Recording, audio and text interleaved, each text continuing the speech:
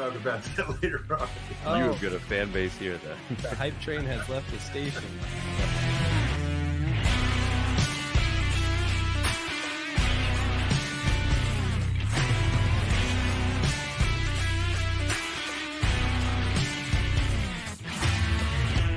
How old did you say this was? 12 years. 12 years, yeah. Man, it is good. We just threw all of that on the floor, and this man has no regard for safety. He is not wearing shoes. He could go down while using it. And John's dead. Wow. That didn't take long at all, but I'm sure he'll come back.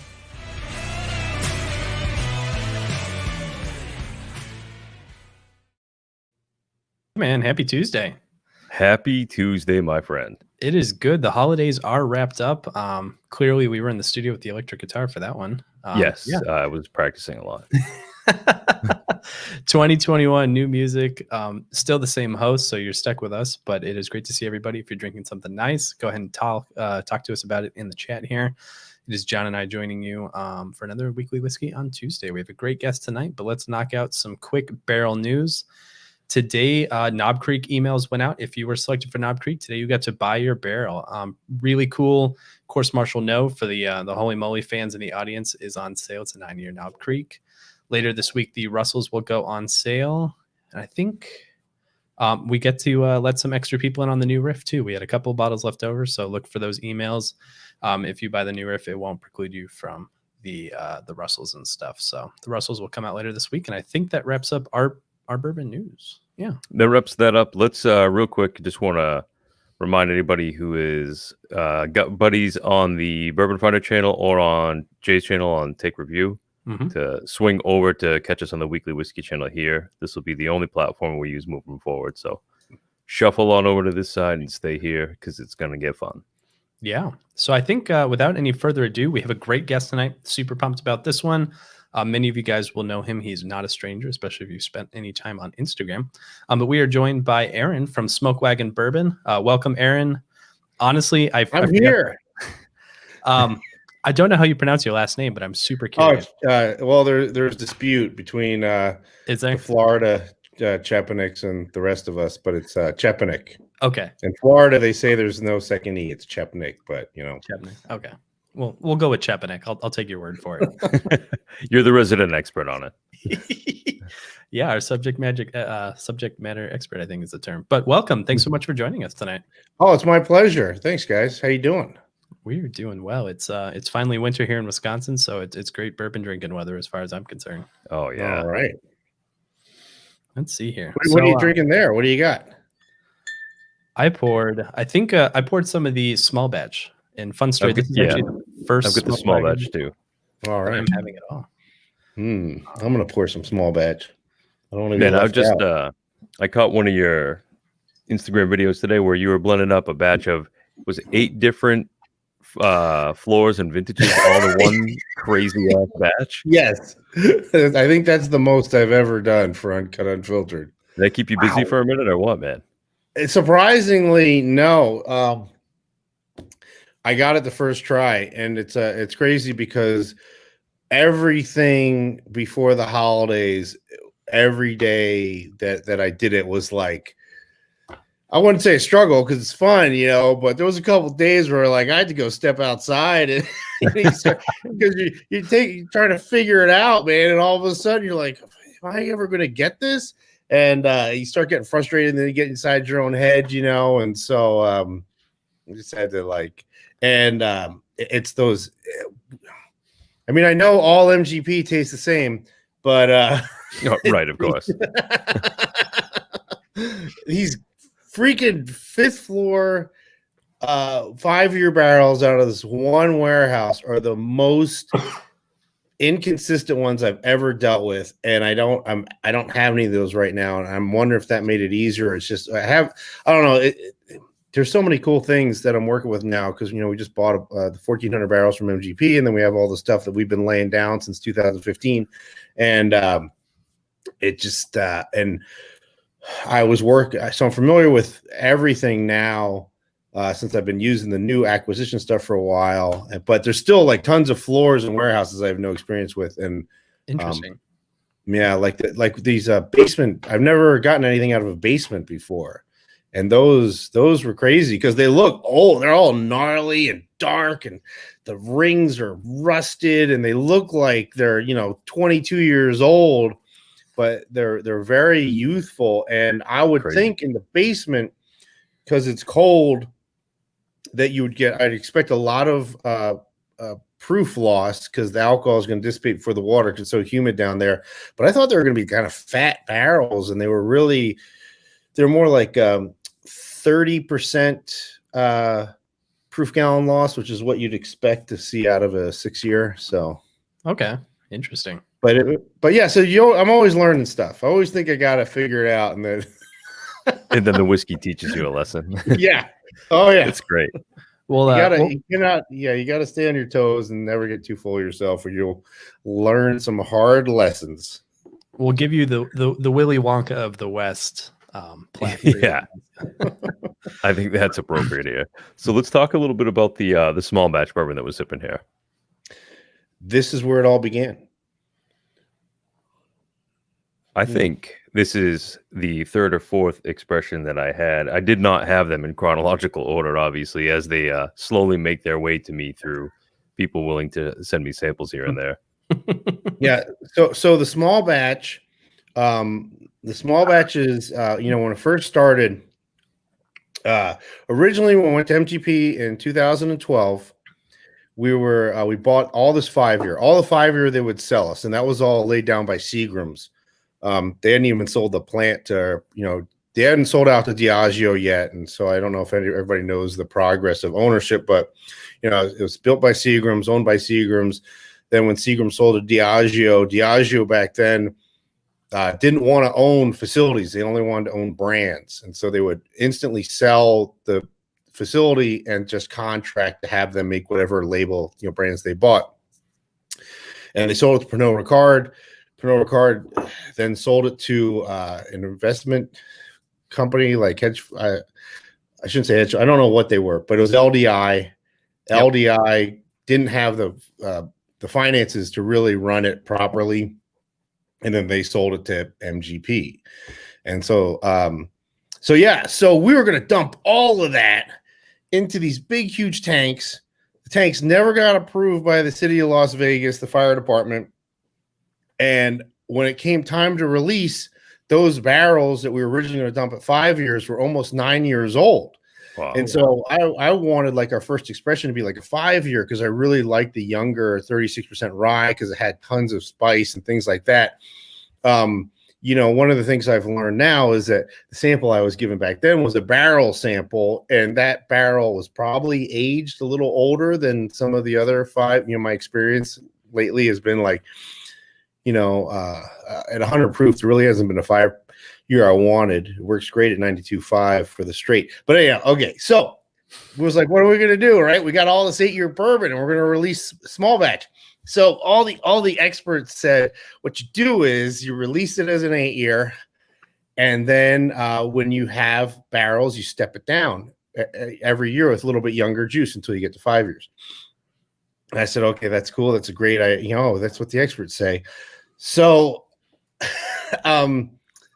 we never got picked up by our distributor. I know this is this too long? I know you're probably like, what are we talking about that? I'm telling you the history. We want to hear all of it, man. Okay. Yeah. Because small batch has got, and so we got approved for distribution in the summertime. And that was when, oh, by the way, let me take a step back. So we're waiting for approval for these tanks, right? Mm-hmm. And we finally got a fire design specialist to tell us what we had to. It was like $250,000 to build this wall with sensors that would close doors and like fans in case there was a spill and all this crazy stuff. And I was like, oh my God, this is insane. And then I was like, wait a second. It's been like 3.5 years. Let me look at my barrel inventory. And I was like, oh shit, we're going to have stuff that's, 4 years in a day coming like soon. So we don't need these tanks. So I called Jonathan, my business partner, and I was totally screwed with him. I was like, yeah, I figured out how how to get to use the tanks. It's like $250,000, you know. And it was like, what? We're on a space, you know, because we rent that space. And I was like, but we don't need it. And so we got picked up in the summertime by our distributor. They never made an order. And then February rolls around and those barrels are 4 years and a day. And so I pulled them and I started playing around with what the experts told me I could do, which was step it down. Like, let's see how this process works. And it really did not taste good at all. Just trying to add some 8-year to 4-year. I was like, this isn't very good. This is like, it's terrible. And I was like, well, let's see where it needs to be. Right. You know? And so at 100 proof. And so I kept going. And then all of a sudden I got to a blend where I was like, I like this better. This has got like what I tasted when we tried that 5-year, like all the rye spice, you know, because rye ages faster than corn. So the 8-year was beautiful, but it was a little more one-dimensional. Okay. And, you know, of course, the 4-year was very young and very thin and hot, but it had all that spice on the finish. And so I was like, I'm going to do this. And this is how small batch is going to be. And once again, the expert's like, no, you've got, because I had back then we had, you know, a lot of 8-year for the size we were. And they're like, you've got all these hundreds of barrels of 8-year. You're like in the catbird seat. Nobody else has 8-year MGP or 8-year barrels in general. Yeah. Because really MGP nobody understood it yet. They're like, you should put an age statement on it and then make small, you know, do something with the 4-year. I was like, but this tastes better. And this tastes like something I've never had before. And I like this better than any other bourbon I've had. So what's the fucking point of doing this if, you know, if I'm not creating something new that I like? And that was sort of like the original goal too. When I didn't fully understand distilling, it was like, I'm going to dive into distilling and I'm going to figure it out. And then we went to MGP and I saw how it was really done. I was like, okay, never mind. You know, I'll let these guys do that. And so that's how small batch began. So the goal with small batch was I was still hanging out in my bars a lot back then. And also in the summertime. So I really wanted something that held up if you made a cocktail, but for me it was more like if you had it on the rocks, because here in the summer when it's 113 degrees and you're sitting outside, if you're drinking something neat, I mean 5% humidity, all the ethanol is just evaporating in your face, you're not getting any of the flavors, you know, it's just. And so that was the goal with small batch, was enough heat on the finish and enough spice on the finish so it stands up when you have it on the rocks.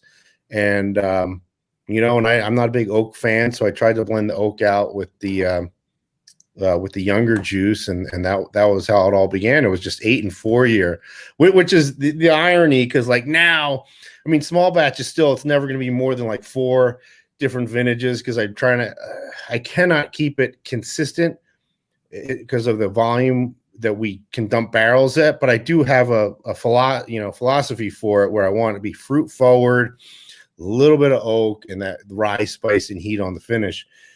And so if I start going off the rails and doing all these different vintages and floors like I do with Uncut Unfiltered, it's never gonna, it's too hard.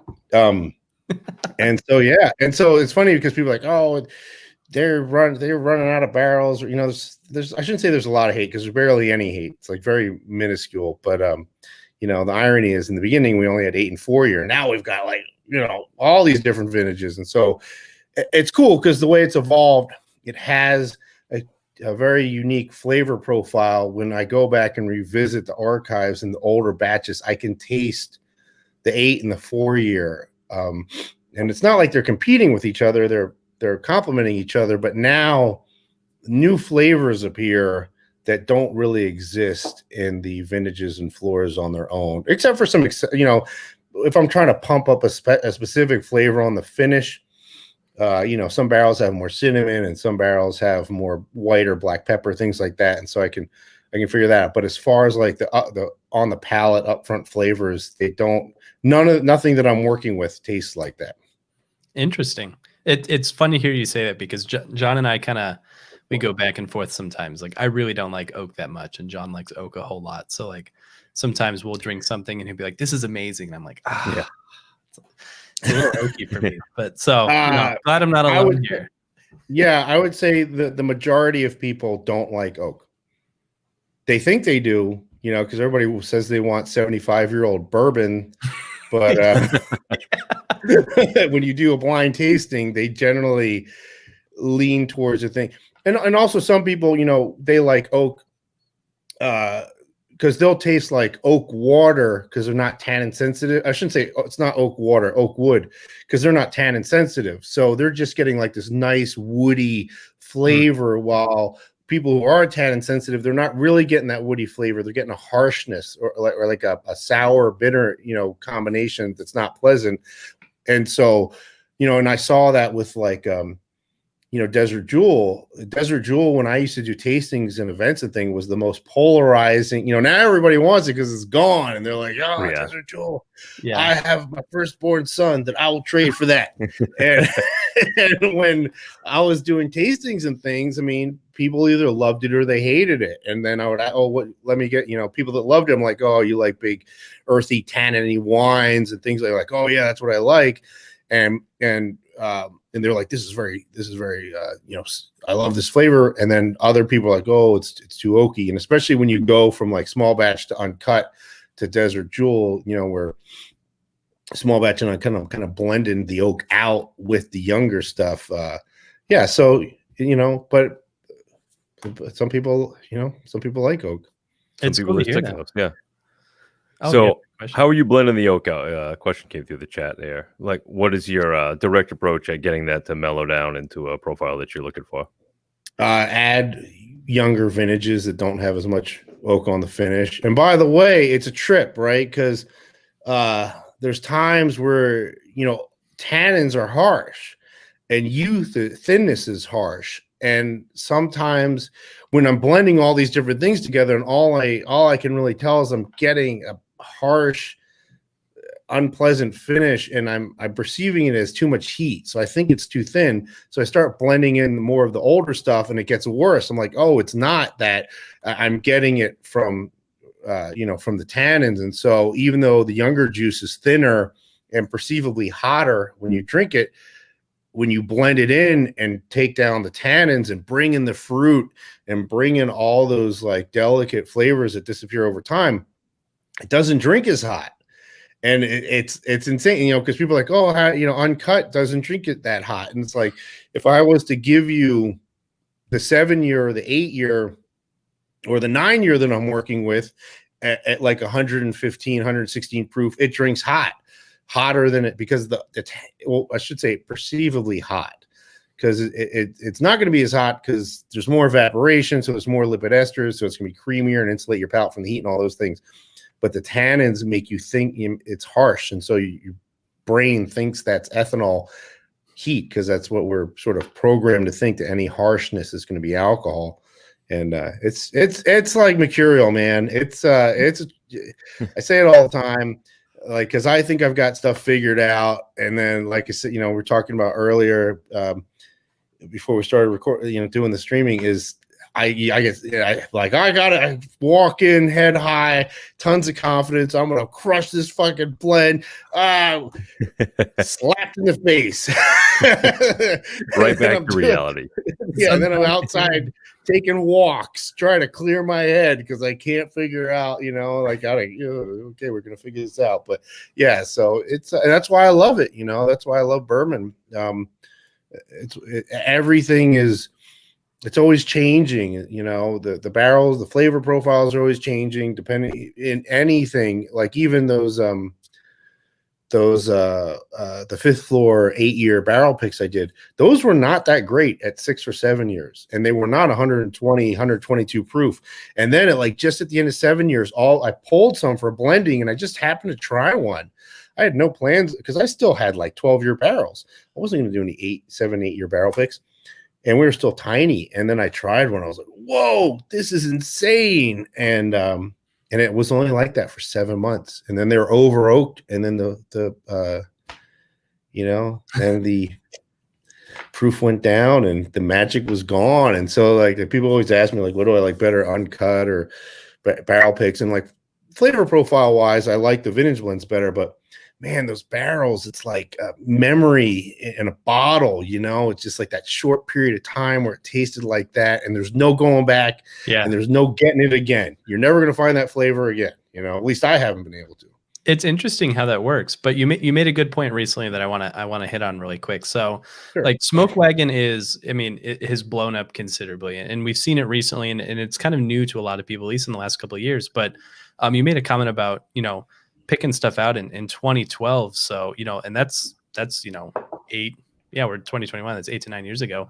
So how did Smoke Wagon get started? Tell me about where did Smoke Wagon and Nevada Distilling come from, and how did you decide that this is something you guys wanted to do, and what got you going to where you are now today? Well, so Jonathan and I, we owned bars together. We had a couple bars. We just started joking about it. Like we used to both drink a lot of vodka. I mean, this was years ago, right? Because we went to MGP in 2012, and so this was like 2 years before that. So quite a long time ago. I mean, 11 years ago, 12 or more now.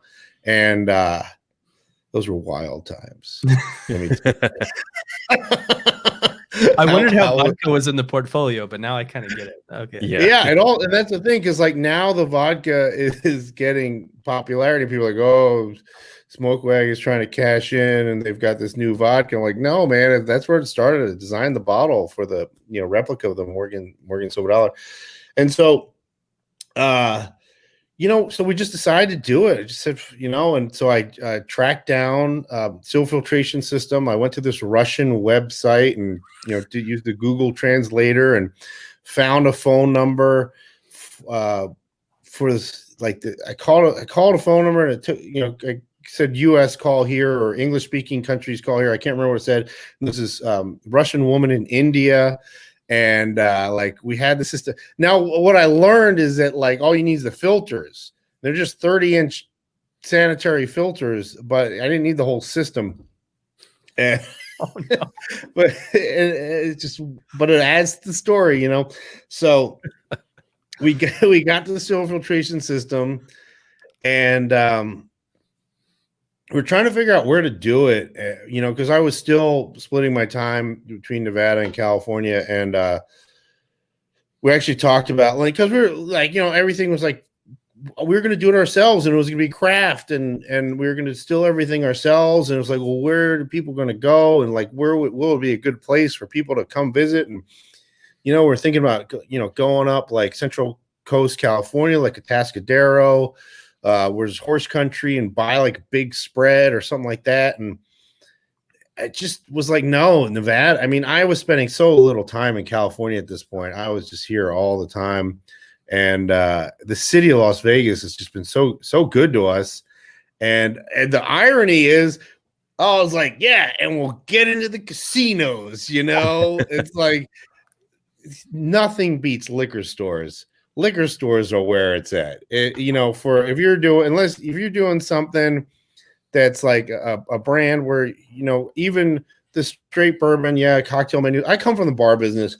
I kind of had an understanding of what bar clientele, bar customers want and how everybody's competing for cocktail menus. We never had anybody on the cocktail menu for that long because the deal runs out. And then we go to the next person and nobody's really paying it. None of the customers are really paying attention.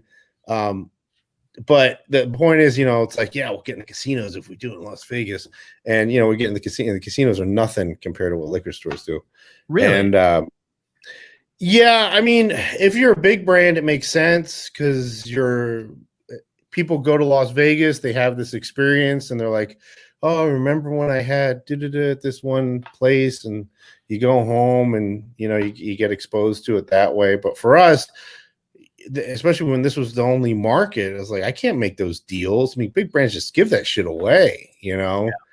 I was like, this is my just little. We can't do that.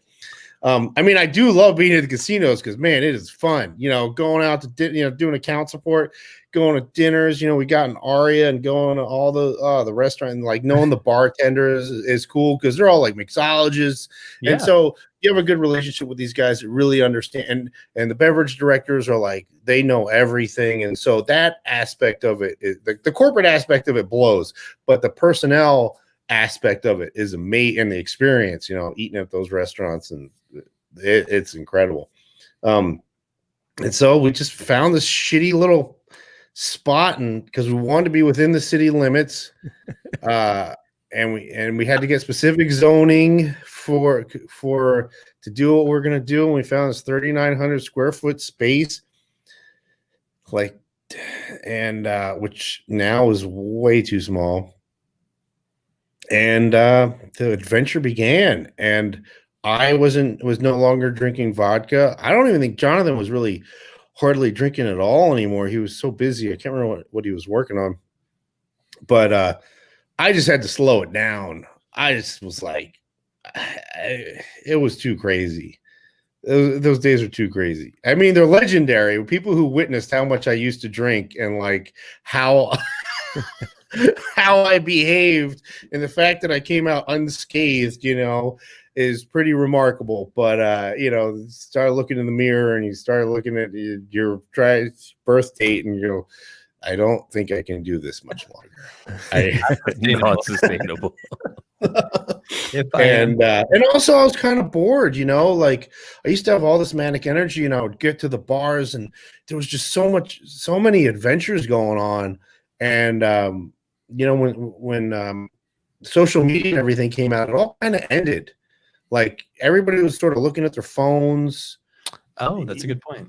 You know, no, you didn't really. If you want, you know, look, before like phones, if you want to get laid, which pretty much everybody does, you got to have game. You got to be able to talk to people. You got to be either funny or something, and so everybody, you know, when you're in a bar, you're out to like have a good time, and so everybody's talking to each other, and then all of a sudden you don't have to talk to anybody, and yeah, you've already had 3 conversations on your phone before you show up to the bar.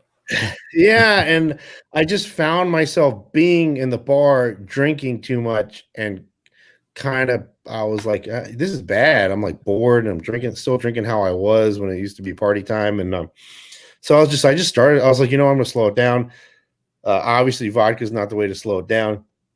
I need something that's got heat to it, that's got flavor, that's got, you know, something that's gonna force me to drink it slowly. Yeah. And I just tried it. I tried all the brown spirits, and I love bourbon. You know, I tried Scotch but just bourbon was it for me. And I was drinking a lot of Four Roses single barrel. I really liked the Michter's rye when it first came out, when it was a 3-year. You know, it was just so delicate and beautiful. And you know, a lot of like I'm trying to remember what else, like when each Taylor for, you know, a lot of those things you just get at a bar and drink them. Yeah. It wasn't like what it was like they were everywhere. And then you come up with a great idea on how to slow down is to start your own bourbon company. Well, so we had already started, right? We were already going with the vodka, like we were already going to do, you know, bought the still from Vendome. That was already set up by the time we got to MGP. You know, the whole place was set up to distill from scratch. Oh, okay. And when I bought that Vendome still, they told me they had just started making them like that. You know, because Vendome traditionally just does big giant column stills for big brands. And all the craft guys were buying Bavarian Holstein and Carl Artisan stills. And I was like, there has to be a U.S. manufacturer. It can't be all German-made stills. We're making bourbon. It's an American spirit. As American as it gets, right? Yeah. So I remember, I think it was that I'm trying to remember what it was. I think it was on the American Distilling Institute website. There was just a random picture that was somebody went to like a big distillery, and it was like, oh, this is how big guys do it. And there was a Vendome, mark said Vendome, Kentucky. Yeah. And so I Googled it and I found them and I called them. I was like, hey, they're like, yeah, we just started doing those. I don't even know well, now I don't know what it's like, but before COVID and everything, the wait time for one of those stills was like ridiculous. So there we were, stars in our eyes, gonna figure out how to distill better than everybody. Oh, aging in Las Vegas is probably going to be super great. And which I found out you lose 50% in the first year, if you do it here. And then, so I had we were using Dave Pickerel as our consultant, and he could not find us. And so I was all intimidated. I mean, I was full of bravado and at the same time intimidated. And he was like, don't worry about it. You just buy aged juice. Everybody buys aged juice. Everybody's doing it. Half the guys that say they're distilling aren't. They're just buying it. And so I was like, okay. And we couldn't find any, because that year, 2011, I think it was, 250 craft distilleries opened up in 1 year. Oh, and so all of a sudden, as a collective, we were competition to big brands.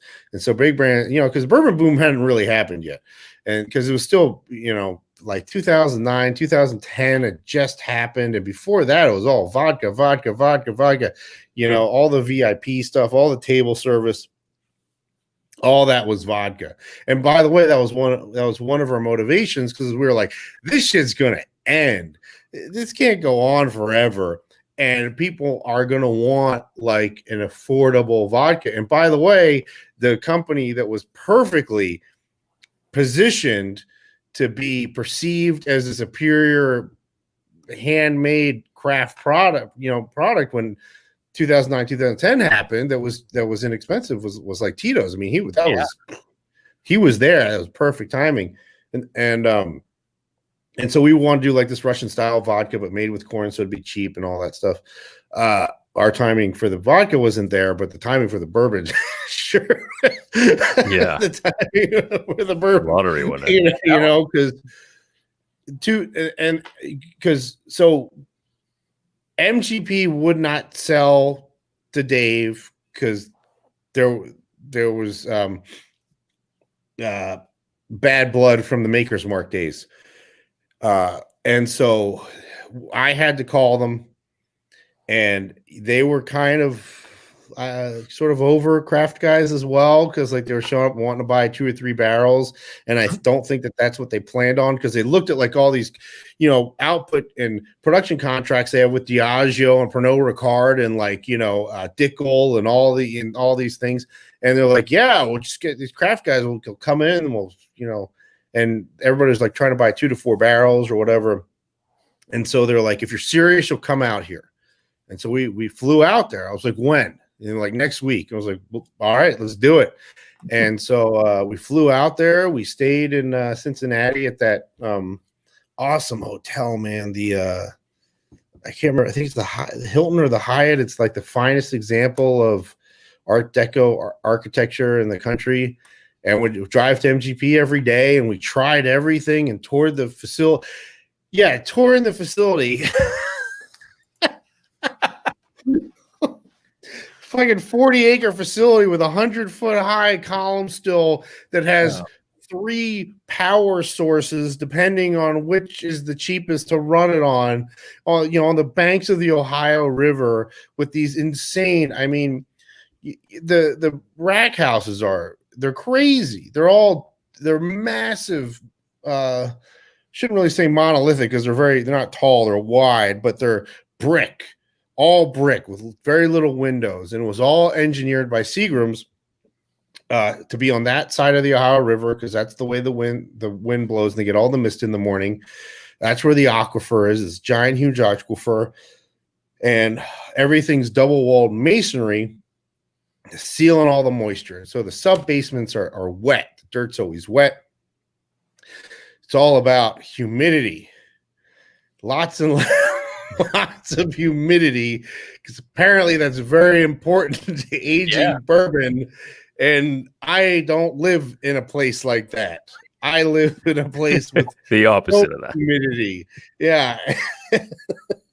So, and then you go to the control room and see like the computer screens, and all these guys are like watching computer printouts and things like that. You're just like, this isn't what they told me. Someone fucking lied.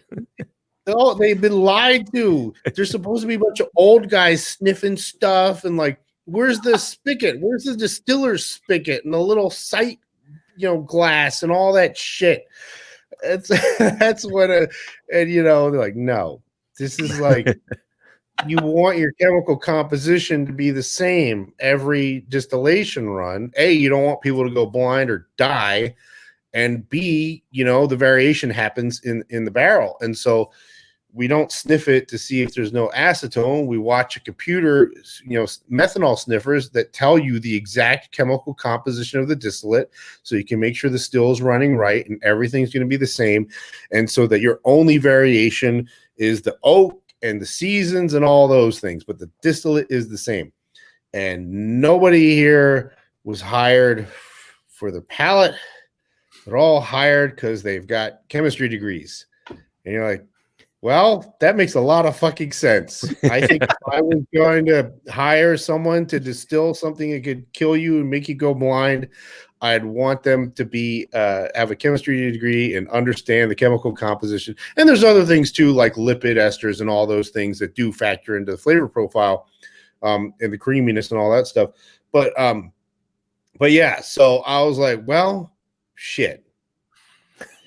First of all, like, okay, that's not really my personality, like trying to figure out how to make something the same all the time. And the other thing is like, how do you scale to this? Yeah, we got a 3,900 square foot space with a little Vendome copper pot still that distilling from scratch could do 1 barrel a day, basically. It's a 250 or 1 barrel in like 7 hours. Like, what you just now? I mean, I was just like, somebody slapped me in the face. I was just walking around like, what? The facility and everything. And it's funny because Jonathan was always the pragmatic one, and he was like, couldn't we just get someone to do the distillate for us? Why? Because we're looking at how you dispose of grain, and we're on a septic system there, and so it's like everything was gonna be a giant pain in the ass. And but we still kind of walked away with we're going to distill from scratch to some degree. But that changed in 2015. But in 2012, we bought everything they would sell us of the 36% rye, because like I said earlier, I was drinking Four Roses single barrel, which is 35% rye, and they were like, but we have a 36. Sign me up. Sign me up, yeah. And so we tried it, and we bought everything they'd sell us in 2012. Wow. And then we went back and could not get these tanks approved. And then the ex-warehouse manager from MGP, he told me, he said, hey, just so you know, MGP has closed their doors on craft brands. So they closed their doors on craft brands for a while, and you had to go through Ultra Pure, because Ultra Pure came to MGP and said, hey, we will don't deal with all these craft guys. Just do one, we'll deal with them, and then you just get one contract with us, one order.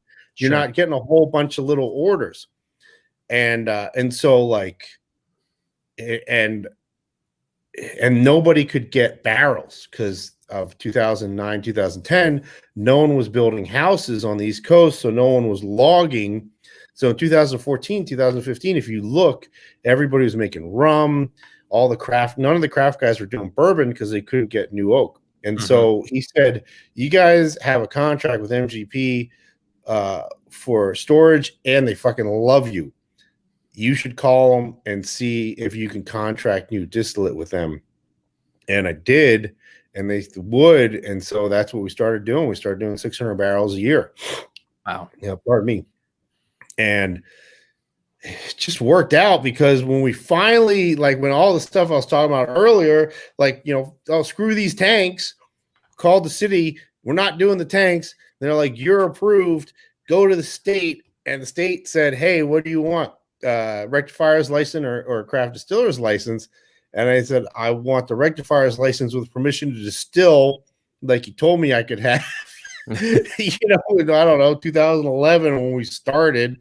Now it's like 2015, 2016. And they said, oh, we don't do that anymore. Now there's a craft distiller's license. So if you want to distill from scratch, you have to do it on the craft distiller's license. And I said, well, what about my 2,000 barrels in Indiana? And they're like, oh, you can't import those under a craft distiller's license. It's like, oh. And I said, well, what about vodka? And they're like, you have to distill it from scratch. And I was like, I am not distilling vodka from scratch. I don't own a farm. That's ridiculous. And nobody just, St. George doesn't distill vodka from scratch. I mean, it's so funny because I forgot about that story because now vodka and like, you know, nobody's like really doing any of that, you know, but back then it was like, yeah, at St. George, you know, everybody buys GNS and runs it through their still. Nobody distills from scratch. But they would let me distill GNS through the still.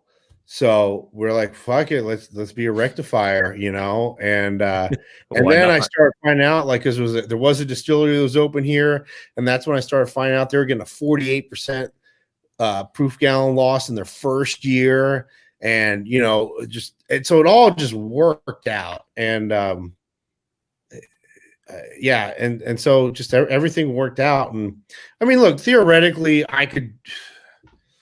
And I was advised to do this, you know, because like everybody's like, you gotta get distilled in Indiana off the back of your label. I'm like, why? It's like, I'm not gonna lie, but I'm not gonna lie about anything. It's like you look at things, right? And what are the things that can trip you up, that can screw your life up, right? So, you know, skeletons in the closet, lying, being exposed. It's like, if it happens to you when you're big enough, it doesn't matter. You know, we've seen all these brands where like they get discovered and no one gives a shit. I mean, we could go to, there's a list of them, but it's not how I wanted to live my life. I didn't want there to be anything where we could get found out, you know. Yeah. You guys are really and so I could buy a White Dog from MGP. I could run it through my Vendome still with all the bubble plates open. I could put it in a barrel and age it to, you know, however long. Because now, you know, now you can bury your age statement, right, in the back, in the puffery. You didn't used to be able to do that. You used to have it like up front. You know, if you had 2-year bourbon, it was on your brand label. That's right. It was not on the back label buried. A story about how your grandfather died and left you the recipe, and it's been the family for 12,000 years, and it doesn't have anything younger than 1.5 years, you know, 18 months or whatever. It's like, right. like, at least 6 months per day. Yeah. And so then you walk around with a fucking eyedropper, right? Ferried, and these aren't theoretical things. This is what people do. You walk around with an eyedropper and you fairy dust. You fairy dust all your, and that's a term, you fairy dust all your barrels or dumps that you've bought from other places. And so now you name your still Millie or Vanessa or Mildred or some fucking shit. And you say, we were sourcing our juice. Not anymore. We're distilling our own now. Yes, sir. And then the brand label all of a sudden says a blend of straight bourbons, right? Because you're getting it from maybe you are distilling your own, but you're blending it with your source stuff that you're getting, so it's multi-state. And so that's what a blend of straight bourbons mean. And then bam, your distilled statement, the state of origin can come off your back label. And now you can say whatever the fuck you want. And there's no way, you know, unless somebody's like in there figuring out. And I didn't want to do that. I didn't want to do any of that stuff. I just wanted to, you know, make something the best way that I felt that I could do it. And fortunately, MGP has been amazing. And we have an excellent relationship with them. And honestly, the pricing I'm getting now is better than I could do it myself. And there's no difference except for geography. every month we plan it out. We go, okay, we want to do 200 barrels this month, and we want on this floor and this floor and this warehouse and this warehouse, and it's all day one distillate. So it's not like I'm scrambling around trying to find source juice. I'm contracting them to lay down what I'm going to need in the future, and so what I guess, and I still get into like the state right now, where like defending myself, like, hey, but it's, I don't know, it's working. I love it. It's great. It's I get to have fun. I get to blend all this cool stuff, and absolutely. And the answer to the question is, how do you scale to this? Well, now it's a phone call. Hey, I'd like to do 400 barrels this month instead of 200. We're not like, oh shit, we do need to build bigger space and all that, but yeah, I don't even remember what the question was that got me to that point. It's okay. I mean, so I work in computers, right? And like 10 years ago, if you needed more computers, you went and buy them. And now I just, I write a little code and I get 20 times as many instances as I needed to. Like, scaling is crazy these days. But yeah, you mentioned you're running out of space. Are we going to see a smoke wagon skyscraper in Vegas anytime soon? You guys going up instead of? Yeah, so we're working on it. We bought this land next door from the city. It's like an acre and a half. And again, it's like one of these stories like the tanks. Like, you're right, the tanks saved me. Not getting those tanks approved, I would have dumped all that 5-year bourbon. And those tanks not getting approved. So here we have all these problems trying to get this land developed. It takes so long that we find out there's going to be a freeway expansion, and there's a 99.9% chance in the next 6 years that land will be condemned. All right.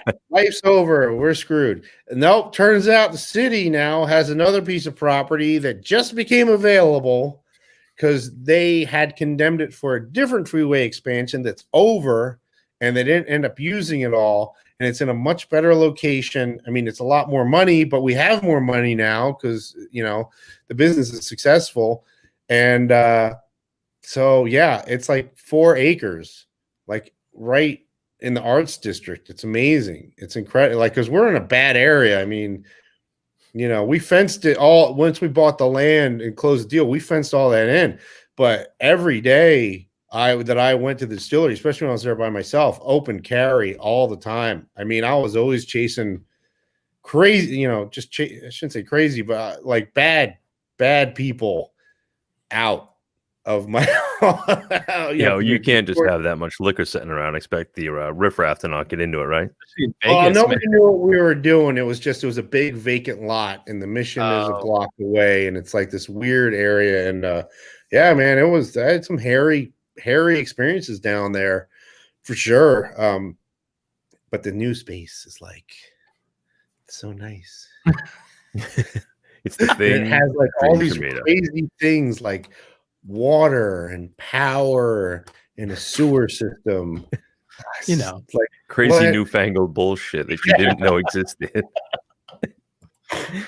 That's hilarious. Well, those are all good things to have, especially when you need, power and water and stuff like that for. But it just makes and there's a building, like one of the buildings has to be scraped. The other building we can remodel. And so it just makes everything faster, because that's the holdup, space. We have the juice now.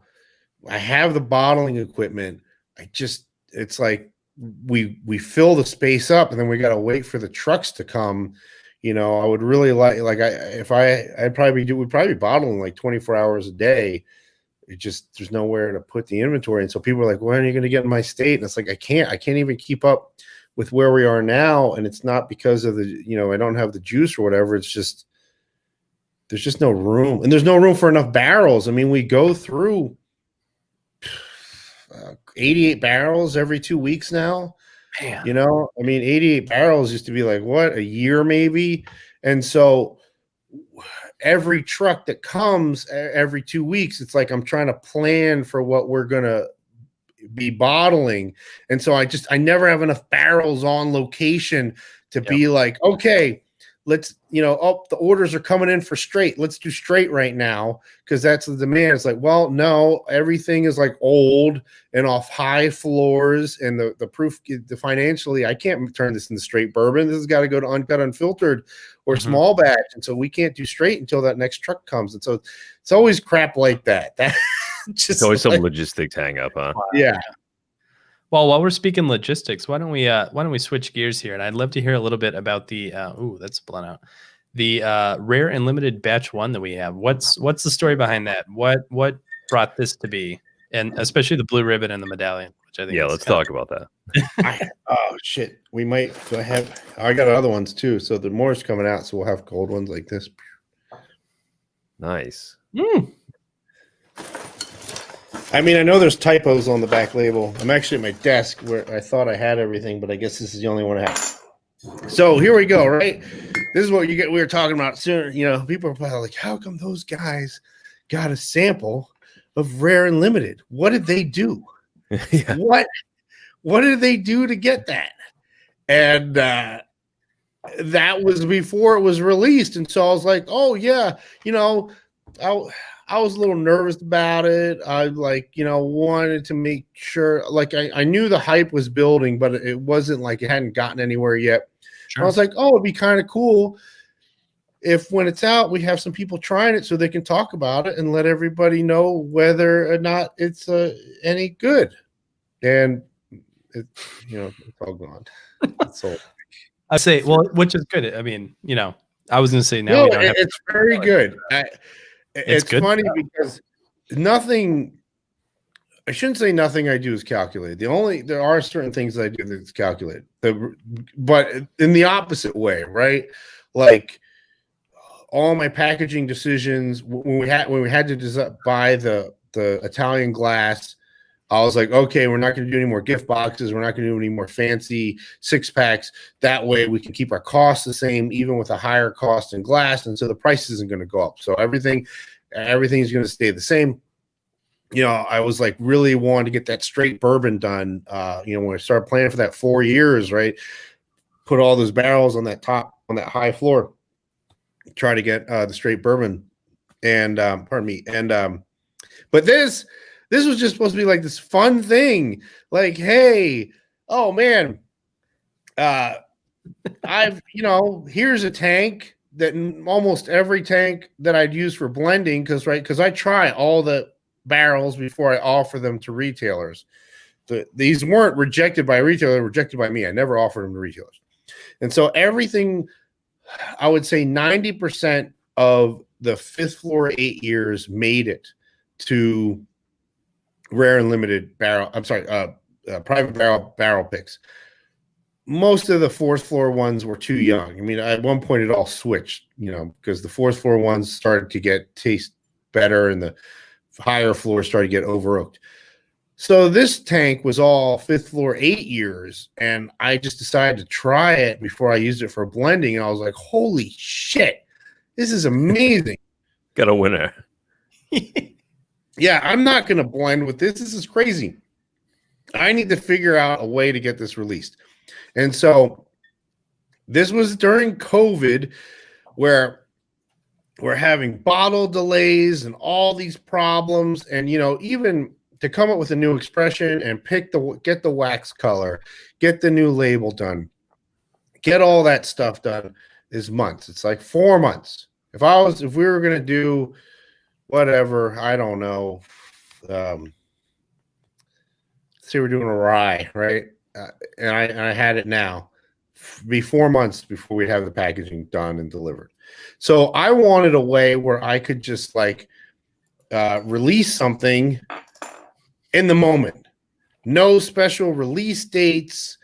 If you're paying attention to Instagram, which back then it wasn't like 20,000. I mean, it was much smaller. I was like, this is gonna be cool for everyone, because we'll talk about it and they'll see when it's coming out, and then they'll be in the know, and so they won't have to worry about flippers. Or I know those were the days, my friend. Those were the days. And and so that's why I did this label. so that we could customize. So I just ordered 20,000 of these bottles.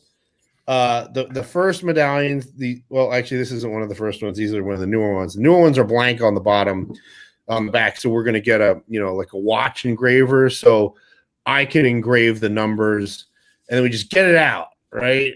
And so the whole thing was, if it's a single vintage, it's going to be blue, like Desert Jewel was. If it's a proof down vintage blend, it'll be gold, like small batch. Vintage blend, no water, black and gold, like uncut. That's a really cool one. I wish I had one to show you. And then, I'm sorry, I'm scanning my desk over here. And then if the single barrels are going to be red and gold, like private barrel. Sure. Cool. And so just, and I really like the idea of the coin, because, like, I don't know, it's like for me, and what I would want, it's like a packaging thing that makes sense. Because like a box doesn't make sense. I don't want a box. I don't want to spend $60 for a fucking box that I'm going to throw away or sits on the shelf. And that's what it is. I mean, just to give you an idea, it's like if I was to buy a box for $9, right? And let's just say, out of the goodness of my heart, I don't make any money on it, so I just charge $9 more. Well, that's $20 by the time it gets to retail. Minimum markups, right? $20. So if I want to double my money, which is the minimum of what you want to do, so now it's $18, so that's $40 fucking dollars to retail for a $9 piece of shit box. So when you look at some of this packaging, I mean, it's one thing if you're a big brand and you got that buying power and you're making deals. But if you look at these little brands, and they got a box, it's all fancy with pillows and silk and all that shit, and you're looking at it's $170 for a 5-year bourbon, I can tell you why. It's because that fucking box, man. That box is like, I don't know. What if we're talking $9 box is 40, and so that's probably like a $25 box. That's like $100. That's probably $100 of that. I'm just guessing, but more if let's say they don't make any money in a box, it costs them $25 and they add $25 to the FOB to the distributor. It's still $50. It still is like a bottle that should be $100. It's now $170. It's funny too, because like the first thing when I buy stuff like that is I take it out of the box and I like throw the box away, or I use it to start my solo stove, or I just like throw it on some random shelf that's never going to see the light anymore. Everybody throws the boxes away. Even like our boxes that we originally used in the beginning, bars throw them away. But I noticed that even liquor stores were throwing them away because the bottle sold faster when people could see the bottle. Yep. So I thought these were cool because, like, you take it apart, use it as a keychain or something. I don't know. Maybe you want to have medals on your shirt. Show people how many rare and limited in general. Yeah, it's just like, and that's what I would want. I would want something like this. I could put it in a drawer, or I could make a keychain out of it, or I don't know, like a challenge point type of thing. And this is what I would want, and so that's why I did these. And I figured, and also it was an easy way to distinguish each one instead of it just being, reading it. It would be like, oh, if you saw it on the shelf and it was blue, you knew it was a single vintage and all that. Yeah, sure. I dig it. No, that's interesting. It's good too, by the way. I mean, I know that everyone's already bought it, but I mean, I'm digging into this. It's really nice. I'm gonna have a little bit back here in the background, but so it sounded, Aaron, like you said that there's going to be a smoke wagon rye coming. Is that what's going on there? we do have that recorded. Oh. Man, I love that. It reminds me of my old favorite cereal, which was Raisin Bran Crunch with brown sugar. It's nice. Amazing that's 119 proof. Yeah, it does not drink like it at all. Man, even it's luxurious too. That mouthfeel is crazy. The first one, the small batch, drank like 42, 44, and I looked down and was like, "Oh shit, it's 100 proof. I got to slow down." Yeah, at 100 proof, I can. That's the thing. I blend it to retain heat. At 100 proof, I can blend that heat right out of there. But I want it, to have some heat. would be a little hot for some people out of the bottle. So, like I said, they make a cocktail or have it on the rocks. You're going to taste it. That's nice. To answer your question about rye, I mean, I was all set to do a rye, and then we bought 1,400 barrels, and that's a lot of barrels. 5, 6, and 7 year barrels. So it's not like new day one barrels. It's like aged barrels in the height of the bourbon boom. That's expensive. That's a lot of homework too. That's going to keep you busy for a long goddamn time. Yeah, we got a deal, but it's still a lot of money. Wow, a lot of money, a lot of time blending that too. 1,400 barrels. Yeah, that's yeah. So now I don't even know how I got my barrel. Let's see if it's got I've got a lot of barrels now. I'm looking at my barrel inventory over here on the old computer, and it's pretty amazing. It's pretty awesome. I mean, it's only like 60,000 gallons of bourbon. Like, it's like a little bit. Yeah. Well, the thing was, it's like we already had tons, but it was just like it was 2015 is when we started laying it down, and so this filled in all the holes. And then it made it so that even if we blow through all our 5, we don't have to worry about the 5 year going into straight bourbon because we got this stuff, and it's just, and the timing again, it's like we had that article, right? I can't remember, the Aaron Goldfarb article. It said Smoke Wagon, hottest shit right now. But will they last? Probably not, because nobody ever does. They don't have the juice. Nobody has the juice. I think you got the juice, my friend.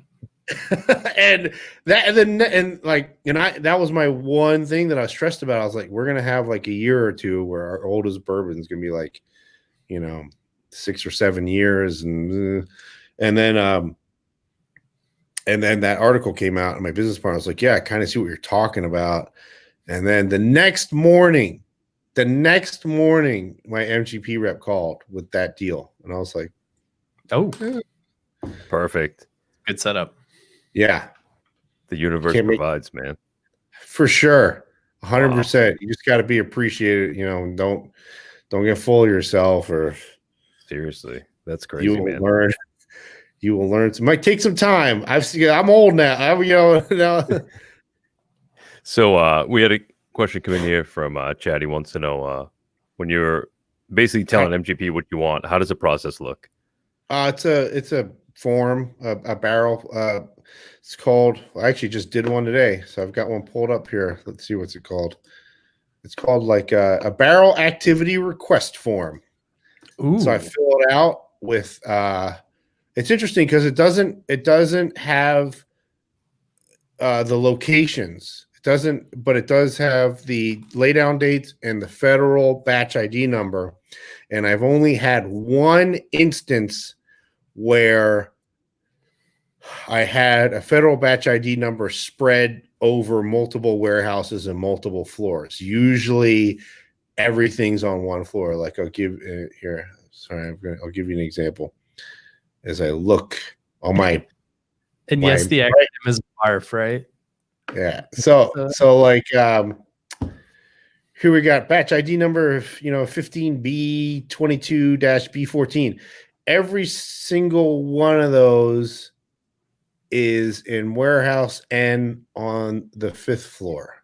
And so I'm looking at like all these other ones, like this huge one. Yeah. So anyhow, that's boring because I'm looking at it and you're just looking at me staring off into space. But yeah, so so basically they can tell by the quantity, right? Because I always pull a full lot. So the lots usually are between 18 and 27. And so they can tell, like sometimes there's odd lots, which are like 5 or 6. And so they can figure out the location based on the batch ID number and the lot number, quantity that I'm pulling. The palletized ones are unique. One of the reasons I don't really like them for multiple reasons. Fucking seeing a bung on a barrel head makes me, I don't like that. It's unholy. I didn't realize that's how they did it until, there were some palletized barrels in this deal. And I tried them all, and they're great for blending. They're really great for blending because they're high proof, and so they'll kick the proof up. But you can't predict what's going to happen because they're just all like crammed in there, and that like you just got to pull in quantities of 4 because there's 4 to a pallet. But yeah, so send in my sheet, lay down date, federal batch ID number, what it is. It's all 36% bourbon. That's all I have. 36% rye bourbon, and the quantity. And so those things will let them know like what I want. Okay, interesting. And it's all out of my barrel inventory that I own. It's not like I'm not like buying it in the moment and then Totally. Okay. Perfect. Yeah, interesting. That's some good insight there. Yeah, that's a cool breakdown. I think we're coming up here. I think we've blown past the top of the hour here, which is totally fine. This has been awesome. But why don't we go ahead and I think wrap things up? Are there any kind of final notes you'd like to give us? I mean, usually we talk a lot about what we're drinking, but like I've had the small batch. I'm sorry, did I go through? Was I yammering too much? No, No. I think this is exactly what everybody needed, man. We wanted to hear everything about Smoke Wagon, everything you're willing to share. This has been great, especially, I mean, like, labels have great information and social media is great information, but like you can't usually just get the day one to day now information all in one place, which has been, especially, because you're not going to tell all those stories on your website. I mean, it's like, it's too long for a tweet. Like, I get it. Yeah. No, this has been great. And this is why we do this. Like, we love connecting with the people behind the brands and like, why'd you get started? Like, how did you get to today? And this has been a super blast. So it's thank you. Yeah, I mean, there was a lot more stuff in between, but it's funny because I can't remember what the moment was, but Jonathan was definitely talking about it more than me, like starting a distillery. And for me, it was like one of those things, like, we were in the bar business. It was like, yeah, we should, he's got a friend who lived in, China. He's like, we should, and the friend knew about all like how to get a bar done in China. He's like, we should do a bar in China. I was like, yeah, we should do a bar in China. Okay, well, I'll get right the fuck on that. I'll be right there. Yeah, I was like, just something. And this was like one of those things. Like, we should do this. I'm like, yeah. And then all of a sudden, I was like, this is what we should do. We're gonna do this. And because he said he was like one day I was just on it, like gonna make it happen. And I can tell you the factors, they're not like romantic factors. The romance came later. But that's one of the things I love about this is it's always creative. There's always something creative going on. And that was the thing like that really where I didn't want to do any more bars. I didn't want to do any more bars because I was getting older. And it was just like when I started, I was 31, I was a maniac, man. I was out every night. I like could not wait to get out the door. I mean, I'd go get like Jack in the Box so I could eat my dinner on the way to the bar. So I was like there when it opened, it's just, I couldn't wait every night. And when I opened a bar in Las Vegas, I was going to the after hours, like coming home, 10 in the morning and like no drugs, just drinking. And, which people could not believe. They were like, how are you up? How are you doing what you do? I was like, it's just like, I was mad. I was like crazy. Ready to do this, man.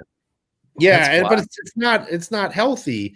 And then I still understand the bar business in Las Vegas because people come here to party and I get that, but I don't really understand what's going on. Like people aren't really going out to party anymore. I don't know what they're doing. And I'm old. It's like I'm not I'm like, I used to know people would come and check out the juke, like, because I was not old. I was like, I was older than your average bar customer, which was like 21 or 23, but it's not like, but I knew all the bands. Like people would come and see the jukebox. Like how, and I was like, somebody told me I should have been a producer because I was like picking all the bands. And then like 3 months later, boom, they'd blow up and like everybody would know about them. And it's tough. It's like, it's all the time and you got to be there all the time. And, I wanted to change the lifestyle, but the thing is, I liked designing the bars, and then once they opened, the creativity was gone. You're just managing. You're just trying to manage. You're trying to manage, you're trying to manage and maintain the crowd. You're trying to manage the equipment. And this is like every day it's creative. Everything's changing. The barrels are always changing. The blends are never the same. There's always something different. It's like you never just like, you know what I mean? It's not, you're not mad. It's this magical process, and I love it. And the bourbon community is incredible. Yeah. People I've met are amazing. It's like, oh, good. I've never seen anything like it. I mean, obviously there's like one or two out there that you're like, but 99%. 98%. Mostly good. But yeah, so I know that was all like, so yeah, so those were just the things I was like, I don't know. And I was bored. Because when I went into the bar business, I didn't know it. And I was like, I want to do something different. I want to challenge, like a mental challenge. I want to figure out something new. And so that was, and then I just fell in love with it. Man, I love it. That's awesome. It's funny now because like if I'm awake after 11:30 p.m., I'm like salty about it. Oh, and yeah. I'm not 30 yet. So like maybe I was up till 12:30 the other night and I was like, what have I done? Tomorrow is over.